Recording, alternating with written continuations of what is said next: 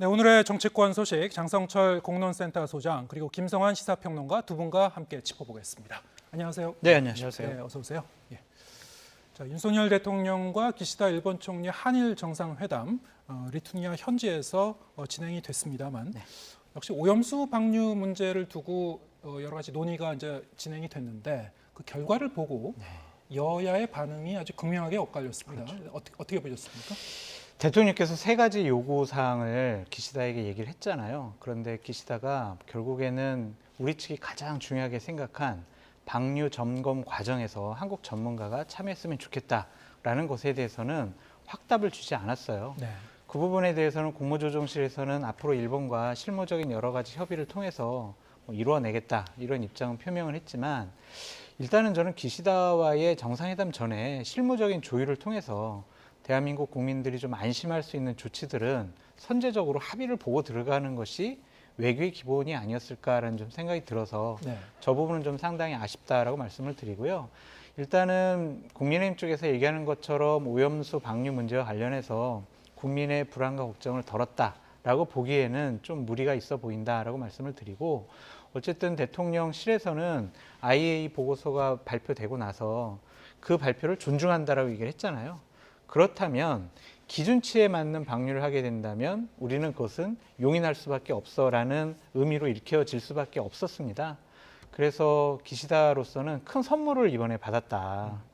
일본에 가서 와 한국 대통령도 이렇게 찬성을 했다. 그러니까 반대하는 미야기현 의원들 이거 방류 반대 결의안 이거 좀 취소해달라. 그리고 반대하는 어민들 한국 대통령도 지금 찬성하고 있는데 당신들 불안 걱정하지 마시라.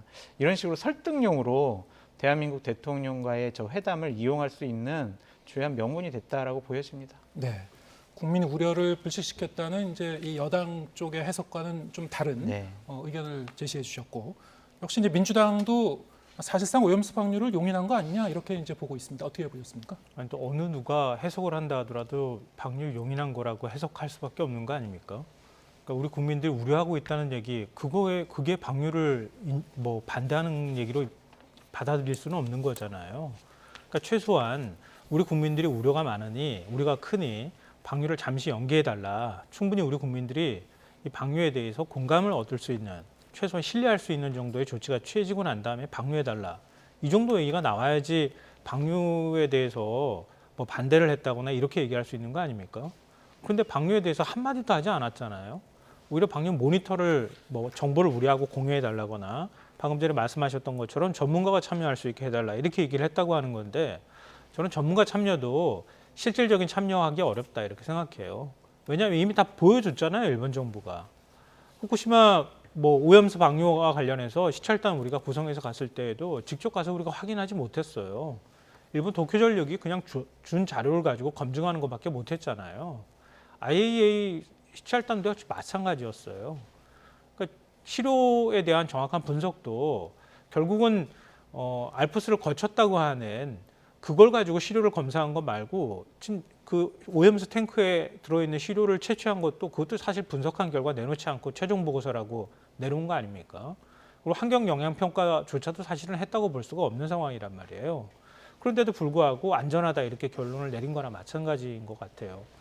그러니까 윤 대통령이 오히려 일본 언론이 반응하는 것처럼 일본 국내에서 우려하는 목소리 또 한국 국내에 우려하는 목소리를 사실상 일본 정부 편을 들어서 오염수 방류를 인정한 것이나 다름이 없다 이런 비판이 나와도 그거에 대해서 마땅히 반박할 어떤 근거가 없는 상황이다. 좀 그렇게 생각합니다. 네, 어제 윤석열 대통령의 요청 사항에 대해서 말씀하셨다시피 기시다 총리가 이제 답변을 한 부분도 있었습니다만 즉답하지 않은 그런 내용도 있었죠. 우리 전문가의 그 방류 이후에 이제 점검 과정의 참여 여부 여기에 대해서는 이 양국 사이 앞으로 추후에 어떻게 좀 협의가 돼가는지 함께 좀 지켜보기로 하고요. 네, 꼭 하나 좀 드리고 싶은 말씀이 있어요. 네. 우리가 한일 정상회담이 후쿠시마 오염수 방류 문제에만 집중돼서 우리가 여러 가지로 좀 관심을 갖고 있는데 그 외에 상당히 의미 있는 여러 가지 의제들을 합의한 것은 분명히 외교적인 성과로 우리가 인정을 해줘야 한다라고 말씀드리고 싶습니다.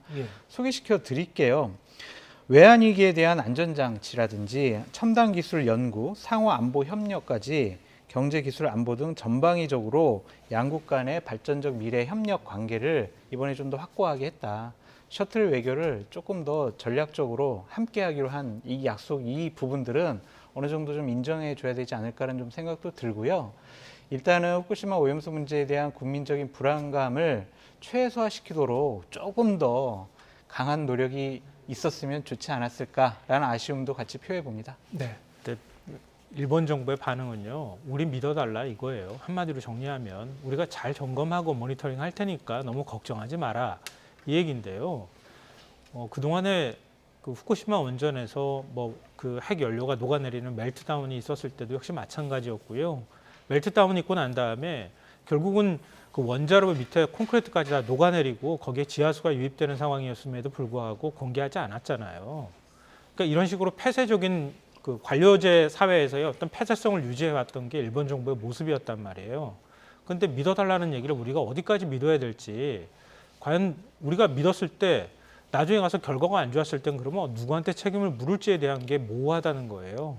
근데 그걸 사실상 우리가 참여해달라고 하는 요청 정도만 지금 했을 뿐이지, 저는 일본 정부가 받을 가능성이 거의 없다고 보지만, 이렇게 해버리면은 결국은 후쿠시마 수산물 수입하라고 하는 일본의 요구에 우리가 계속 밀릴 수밖에 없는 상황이 된다. 계속 이런 방향으로 우리가 밀려가는 게 맞는 건가, 이런 생각이 듭니다. 나중에 가서는 결국은 아무도 책임지지 못하는 상황까지 가지 않을까, 그런 걱정을 합니다. 네, 알겠습니다. 말씀하셨다시피 분명히 일본에 대한 우리 국민 그리고 주변 국가의 어떤 신뢰 문제가 분명히 좀 걸려 있는 것 같고요. 앞으로 이 후쿠시마산 수산물 수입 규제 조치 계속 유지될 수 있을지, 앞으로 어떻게 상황이 전개되는지 좀 더 체크해 봐야 될 것 같습니다. 주제를 좀 바꿔보겠습니다. 서울 양평 고속도로 특혜 의혹 계속 공방 계속되고 있습니다만, 민주당이 여기에 대한 국정조사를 요구하고 나섰죠. 그러니까 여당에서는 사실 국정조사 받을 것은 문재인 정부다. 대장동, 백현동 국정조사도 진행되어야 된다. 이렇게 이제 맞대응하고 있습니다. 어떻게 보셨습니까? 이런 물타기는 좋지 않은 것 같아요. 예. 이건 별개의 문제예요. 이재명 당대표에 대한 여러 가지 의혹, 사법적인 리스크, 이런 것들은 다른 형식으로 공격하는 게 맞아요. 그러니까 이런 것들을 예를 들면은 참 김건희 여사 일가와 관련된 여러 가지 의혹이 제기하니까 상대방 바짓가랑이 붙잡는 거거든요. 이것은 야당일 때는 괜찮아요. 근데 하지만 국정 운영에 무한한 책임을 갖고 있고 국민적인 의구심이 있고 여러 가지 의혹이 나와 있는 상황에서 그것을 비껴나는 논점 제시는 좀 저는 적절하지 않다라는 좀 생각이 들고요. 여러 가지 의혹이 나오면은요, 자신 있고 떳떳하면 해명하면 돼요. 그리고 국가의 모든 일들은 다 문서로 다 이루어지게 돼 있지 않습니까? 그 문서를 국민들 앞에 제시를 하고 야당한테 제시해가지고 너희들이 얘기한 것들은 괴담이고 선정이고 가짜 뉴스를 유포하는 것이다 라고 명확하게 반박을 하면 돼요. 그러니까 이런 식의 물타기는 우리가 그래도 좀 여러 가지로 밝히기 어려운, 좀 감추고 싶은 여러 가지 얘기가 있어 라는 자기 고백이 아니냐라는 점에서 이런 물타기 안 하셨으면 좋겠어요. 네, 별로 이제 적절하지 않은 네. 그런 대응이었다. 근데 이제 여당에서 하는 얘기는 국정조사라는 것은 이 관련 자료나 정보가 충분히 투명하게 공개가 안 될 때 얘기인데, 지금 여러 가지 정보가 지금 계속 공개가 되고 있는 상황이기 때문에 굳이 지금 당에서 국정조사로 갈 필요가 있느냐, 이런 이제 얘기입니다. 어떻게 보셨습니까? 아니요, 사업 백지하고 난 다음에 자료 공개하면 그 자료를 누가 믿을 수 있겠어요.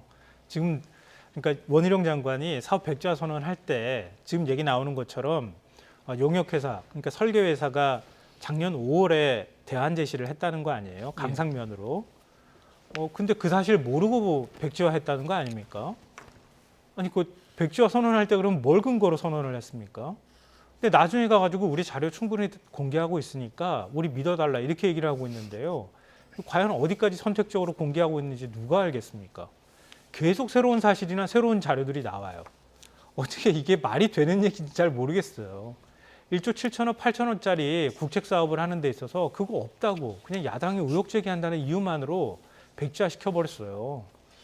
뭐 날파리 의혹이니 어쩌니 이런 얘기를 국토부 장관이 해가면서요. 그리고 난 다음에 뒤늦게 그 자료들이 그 근거에 맞춰져서 지금 공개되고 있는 상황이란 말이에요. 그걸 누가 그걸 신뢰할 수 있겠느냐 이런 생각하고요. 대장동, 백현동 얘기를 하는데요. 그럼 저는 이렇게 얘기해 주고 싶어요. 그냥 수사하시라 다. 대장동, 백현동 수사했던 것처럼 그냥 수사해라. 지금 중간에 뭐 인수위가 거기에 개입을 했던 어쨌든 원희룡 장관이 거기 개입했을 의심을 지금 또 하고 있기도 하고 그러는 건데요. 다 수사하면 되잖아요. 압수수색해서. 국토부 자료들 다 가져가면 되잖아요. 검찰이. 압수수색하고 난 다음에 그 다음에 그러면 국정조사 안 할 것 같으면 그렇게 해서 수사 결과 내놓으면 되는 거 아닙니까? 근데 수사도 안 하잖아요. 오히려 야당이 의혹 제기했다는 부분에 대해서 명예훼손으로 고발한 건은 아주 뭐 정광석화처럼 수사에 들어가던데요. 경찰이. 그러니까 우리가 유리한 것에 대해서만 얘기하고 불리하다고 생각하는 것에 대해서는 아무것도 안 하는 이런 태도를 보이는 게 이게 맞는 건가? 말씀하셨던 것처럼 그냥 이건 물타기에 불과하다. 국민을 혼동에 빠뜨려서 이 사건의 본질을 제대로 파악하지 못하게 하기 위한 전략일 뿐이다라고 생각합니다. 네, 원희룡 국토부 장관이 다시 이제 일타 강사로 변신해서 본인의 이제 설명을 이제 쭉 했는데 고속도로 관련 의혹과 관련해서 자신은 개입할 여지가 없었다라고 이제 항변하고 있습니다. 또 이 당시에 이제 민간 설계업체도 이 기자간담회를 열고 원장관을 만난 적이 없다. 근데 그 시기를 보면 대선 끝나고 나서 그리고 윤 대통령 취임까지 그 기간에 인수위 시절에 좀 걸쳐 있단 말이죠. 네. 자, 이걸 어떻게 볼 것인가? 어떻게 보십니까? 저는 원희룡 장관은 몰랐었거나 개입할 여지는 없었다라는 좀 생각이 들어요. 예. 인수위 시절에도 저분이 기획위원장을 했거든요. 네. 그래서 뭐 국토위 부분만 막 눈여겨보거나 그러진 않았을 것 같고 본인이 7월 3일 날 국토위 상임위원회에 나가가지고 어공과 늘공의 차이입니다. 이거 정무적인 판단해야 됩니다. 이런 의혹 받지 않도록 제가 재검토 지시 내렸습니다. 이런 지시를 내렸거든요. 예. 본인이 만약에 이렇게 강상면으로 바꾸는 그러한 결정을 내렸으면 그런 얘기를 국회에 나와서 하지 않았을 것 같아요. 근데 그 이후에 금요일 날에 당정회의를 통해서 뒤집는 얘기를 했잖아요. 그런 것들을 쭉 살펴보면 이것이 처음 강상면으로 바뀌는 안이 여러 가지 정해졌을 때는 몰랐던 것 같다라는 좀 생각이 들고 그 이후에 원희룡 장관이 적절한 행위를 했느냐라는 부분은 따로 우리가 비판을 해야 될 부분인 것 같고 어쨌든 설계 용역사에서도 원희룡 장관 만난 적 없다, 보고한 적 없다 이런 식으로 얘기하고 있기 때문에 처음부터 원희룡 장관이 개입했다라고 보기에는 좀 무리가 있어 보입니다. 예. 그러면은 순수하게 그럼 누가 주체가 돼서 이 노선 변경을 결정했는가? 이게 여전히 좀 미스터리인데요. 그냥 민간 설계 업체가 기술적으로 판단하고 전문적으로 판단해서 이런 결론을 급격하게 이 노선을 변경하는 결정을 내린 건지 여전히 지금 민주당에서는 의심의 눈길을 거두지 않고 있는데요. 어떻게 보십니까? 그러니까 상황 자체를 의심 안 할 수가 없는 상황이에요. 제가 볼 때는 일단 원희룡 장관의 태도를 지적하지 않을 수가 없는데요. 유튜브 자신이 운영하는 유튜브에 나와가지고 뭐 일타 강사인 양 대장동 일타 강사 불렸던 것처럼 갑자기 또 무슨 양평고속도로 일타 강사가 되어가지고 나와서 혼자서 얘기를 해요. 좀 방금 전에 지금 방송 들어오기 전에도 보다 들어왔는데요. 왜 그랬을까요? 질문받기 싫은 거예요. 그렇지 않습니까? 원희룡 장관이 자, 이 문제에 대해서 제가 기자들한테 충분히 설득할 만큼 설명하겠습니다. 라고 하면 아마 모든 기자들이 달려갈 거예요. 가서야 자, 궁금하고 의심나는 거 있으면 다 질문하십시오. 그러면 아마 기자들이 많이 질문하고 그 자리를 통해서 오히려 의혹이 해소될 가능성이 있다는 거예요. 근데 유튜브에 나가지고 혼자 일타 강사를 해요. 이거 일종의 요즘에 뭐 사교 카르텔이라고 하는데 이거 국정 카르텔입니까? 이게 뭐 하는 건지 모르겠어요. 그러니까 불편한 건 다 피해가고 내가 얘기하고 싶은 것만 얘기하겠다 이런 태도도 좀 말도 안 된다고 보고요. 자꾸 문재인 정부에서 결정했다고 얘기하는데요. 이 의심받고 있는 부분이 바로 거기에 있는 거라고 보는데요. 국토부가 사실 거짓으로 드러났긴 했지만 작년 1월에 그때 관계기관 협의하겠다 그래서 예타안 가지고 의견 받았다고 하잖아요. 근데 거기에 강상면안이 들어가 있는 것처럼 얘기했다가 나중에 알고 보니까 양서면밖에 없다고 하는 게 확인이 됐어요. 그게 거짓말 논란까지 갔는데요. 어찌됐든 간에 작년 1월까지는 양서면 외에 나머지 관계기관한테 의견 받을 때까지도 그 외에 강상면 얘기가 없었다는 거예요. 그러니까 국토부가 스스로 그걸 인정한 것이나 다름이 없고요. 그런데 3월에 용역이 들어가서 3월에 대선 있었잖아요. 상구 대선. 그리고 5월에 그 설계회사가 대안을 내놔요. 인수위가 한참 활동 중이었어요. 그때 문재인 청와대하고 어떤 갈등이 있었습니까? 인수위하고. 문재인 대통령 인사도 하지 말라 그랬어요. 그렇지 않습니까? 감사위원 인사도 내지 말라고 버럭버럭 대들고 그랬어요. 싸우고 그랬잖아요. 근데 무슨 문재인 정부가 임기 다 끝난 정부가 이 국토위 안 가지고 새로운 안 만드는데 거기에 입김을 작용할 수 있겠습니까? 인수위가 거기에 입김을 작용하면 작용했지. 그리고 인수위가 공식적으로 입김을 입김을 뭐 불어넣지는 않았다 하더라도 어찌됐든 국토부 공무원들이 전부 인수위만 바라보는 상황이었는데 그 가운데 갑자기 느닷없이 설계회사가 강상면 안이라고 들고 나왔고 그리고 7월에 국토부가 강상면 안에 대해서 각 뭐 양평군의 의견 묻고 8일 만에 결정했다는 거 아니에요. 이게 상식적으로 이해가 되는 얘기입니까? 이해 안 되는 얘기를 갑자기 문재인 정부가 다 결정한 것처럼 그렇게 또 만들어내요. 그러니까 더 사실은 의심스러울 수밖에 없는 상황이고요. 그러니까 자꾸 막 뒤섞지 말고 하나만 전 질문하면 된다고 생각해요. 지금 김건희 여사 일가, 그러니까 대통령 처가 일가가 12,000평가량 지금 땅을 갖고 있다고 하는데 그쪽으로 고속도로 내가지고 가서 땅값 막 취소하도 괜찮다는 얘기인지를 답변하면 돼요. 그렇지 않습니까? 거기에 살고 원주민도 아닌 사람이 땅을 갖고 있고 부동산 개발회사도 거기 갖고 있는 상황인데 그쪽으로 고속도로가 나가지고 처가가 거기에 득을 보는 상황이 왔을 때 그래도 괜찮다고 생각하면 계속 밀어붙이라는 거예요. 근데 그것에 대해서 국민들이 지금 받아들이기 어려운 상황이잖아요. 근데 지금 국토부나 국민의힘에서 얘기하는 거 보면은 다 그쪽으로 지금 가야 된다고. 그쪽이 제일 경제성도 높고 강화 IC도 뭐 저는 거기하고 관계도 없는데도 불구하고 그거 찍어가지고 거기다 갖다 붙여놓고 강화 IC 기존 노선으로도 얼마든지 만들 수 있는데도 불구하고 새로운 대안 노선인 강상면으로 가야 강화 IC가 뭐 설치될 것처럼 그것도 또 여론 호도하고 있는데요. 그러니까 그렇게 지금 막 만들어가면서 어거지로 얘기하고 있는데 그냥 그 질문 하나만 답변하면 돼요. 그쪽이 제일 경제성이 있고 대통령 처가 일가가 거기에서 득봐도 괜찮다고 생각하면 그렇게 하시라는 거예요. 네, 다음 주 국회에서 이제 현안 질의가 진행이 되죠. 원희룡 장관도 참석해서 민주당 의원들이 많이 준비를 하고 있을 것 같은데 좀 알맹이 있는 그런 이 대답이 나오는지 좀 지켜보도록 하고요. 네. 그렇다면 이 고속도로 특혜 의혹과 관련해서는 마지막으로 한 가지가 더 궁금한데요. 그렇다면 이 상태로 백지화 선언 이후에 계속 끌고 갈 것인가? 총선까지도 과연 여당이 이런 상태로 끌고 갈 수 있을 것인가? 좀 의문이 들게 하는데요. 그 지역 자체가 사실은 여당 강세 지역 아닙니까? 그렇죠. 그렇게 알려져 있는데 네. 이 상태로 그냥 갈 것 같습니까? 아니면 일정 시점에서 좀 출구 전략으로 가서 사업 재개화를 좀 노려볼까요? 어떤 명분이 있어야 될 것 같은데 현재로서는 이 상태대로 갈 것 같아요. 백지화, 무효화. 왜냐하면은 이것을 계속 추진한다고 하면 내년 총선에 분명히 민주당은 아니 대통령 부인 처가 일가의 땅들이 거기 있다, 여기 특혜 의혹이 있다라고 정치적인 공격을 해댈 것이기 때문에 그것은 국민의힘으로서는 상당히 부담감이 있을 거예요. 예. 적어도 내년 총선 때까지는 어려울 예를 것이다. 들면은 예. 민주당이 사과를 하거나 아니면은 우리는 더 이상 문제 제기 안 할게 하지 않는 한 저 부분은 백지화 상태로 계속 갈 것 같다라는 좀 생각이 듭니다. 현지 주민들의 이제 반발도 상당히 좀 있는 걸로 알고 있고 여론이 좀 막 갈렸다고 하죠. 어떻게 좀 출구 전략을 짜야 될 것 같습니까? 그럼 다시 원점에서 재검토하는 것밖에 현재로서는 방법이 없어요. 제가 예. 볼 때는. 그러니까 지금 사실은 그 기존에 원래부터 2008년부터 추진해 왔던 양서면 안으로 놓고 의혹 제기가 있는 부분들에 대해서는 수사를 하거나 뭐 국민들이 이해하고 납득할 만큼의 뭔가 조사한 내용을 공개하면 사실은 제일 빠른 방법인데 지금 돌아가는 상황을 보니까 이런 원래 양서면으로 들어가는 고속도로는 생각도 안 하는 것 같아요. 제가 보니까. 그러면 강상면으로 들어가는 안으로 자꾸 밀어붙이고 있는 상황인데 지금 강상면은 아까 제가 말씀드렸던 것처럼 이건 나중에 가서 특혜 논란 틀림없이 나올 거란 말이에요. 이 상황에선 끌고 가기 어려울 거라고 저는 생각해요.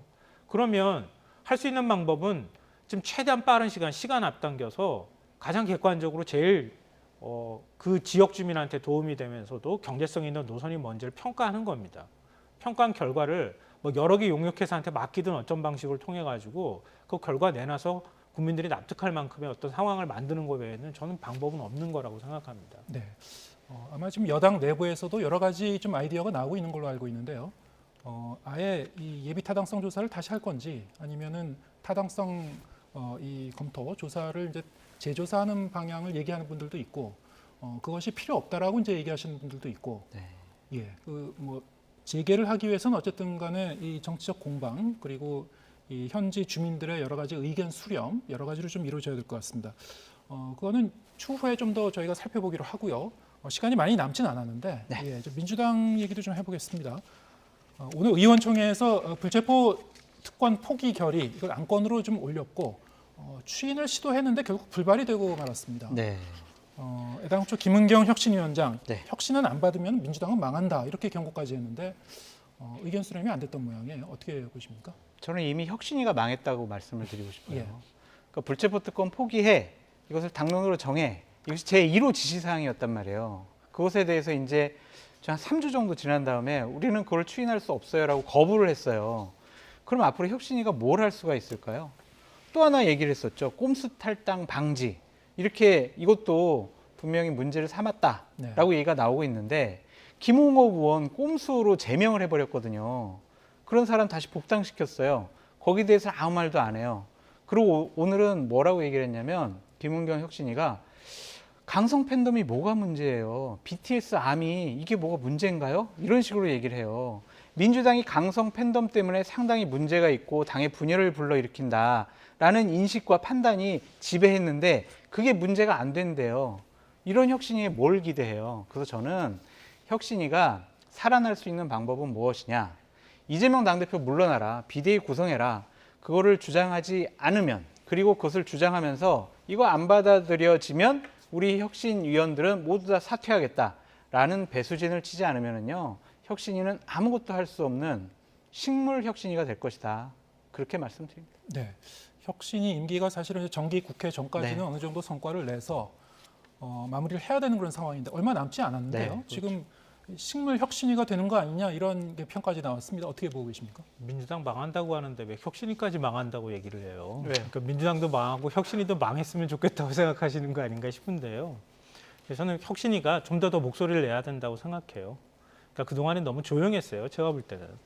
그러니까 혁신위가 안을 만들어 놓고 뭐 의원총회에서 받아들여지지 않으면 좀 더 거세게 밀어붙여야죠. 그러니까 민주당 의원들도 사실은 기득권화 돼 있는 거거든요. 그러니까 나중에 공천 문제까지 같이 연결해가지고 자기는 바뀌고 싶지 않은 마음들을 갖고 있는 거예요. 그러니까 외부 인사 불러다 놓고 혁신하라고 시킨 거 아닙니까? 근데 혁신위가 의원들이 고분고분 말 잘 들을 거라고 생각했다고 하면 그게 오히려 더 문제다. 그러니까 더 세게 밀어붙이고 더 많이 치열하게 싸워라. 그러니까 의원들이 말 안 들으면 혁신위가 오히려 국민 여론 등에 업고 더 치열하게 싸우고 민주당 끌고 나갈 수 있도록 그렇게 힘을 스스로 만드는 작업이 필요하다. 그러니까 지금까지는 혁신위가 오히려 그런 모습들을 제대로 못 보여준 거 아닌가 싶어요. 그러니까 그렇게 하는 과정을 통해서 힘들고 좀 더 버겁더라도 혁신위가 민주당을 끌고 가는 모습을 보여줄 때 그 과정이 좀 비록 혼란이 있다 하더라도 한 달 뒤가 될지 두 달 뒤가 될지 민주당의 좀 윤리성이나 이런 것들을 회복하는 과정들을 밟을 것이다. 다시 중도층이나 민주당에서 지지를 철회한 꽤 많은 국민들이 다시 민주당을 바라볼 수 있을 거다 이렇게 생각합니다. 예. 짧게 말씀드리면 혁신이랑 민주당의 지도부가 티격태격 싸우고 논쟁 벌이는 거는 좋아요. 근데 지금 어떤 모습이냐면 민주당 의원들과 지도부는 혁신위를 무시하고 있어요. 아이 뭘 얘기를 해도 아이 됐어. 그런 혁신은 아무것도 할 수가 없어요. 그래서 저는 김성환 평론가님께서 3주가 지난 아무것도 하지 못하는 혁신에 대해서 기대를 갖고 계시는 것이 상당히 순진한 생각 아니냐라고 말씀드립니다. 네, 혁신위가 지금 말씀하신 대로 좀 휘청휘청하게 되면은 네. 결국에는 이재명 대표 체제에도 상당한 영향을 줄 수밖에 없는 것 같은데요. 하반기로 가면서 민주당 상황이 좀 어떻게 전개되는지 지금 말씀하신 대로 이 비대위 필요성에 대한 그런 문제 제기가 좀 계속 좀 나오게 되는 건지 좀 더 지켜보도록 하겠습니다. 오늘 말씀 여기까지 듣겠습니다. 장성철 공동센터 소장, 김성환 시사평론가 두 분과 함께했습니다. 고맙습니다.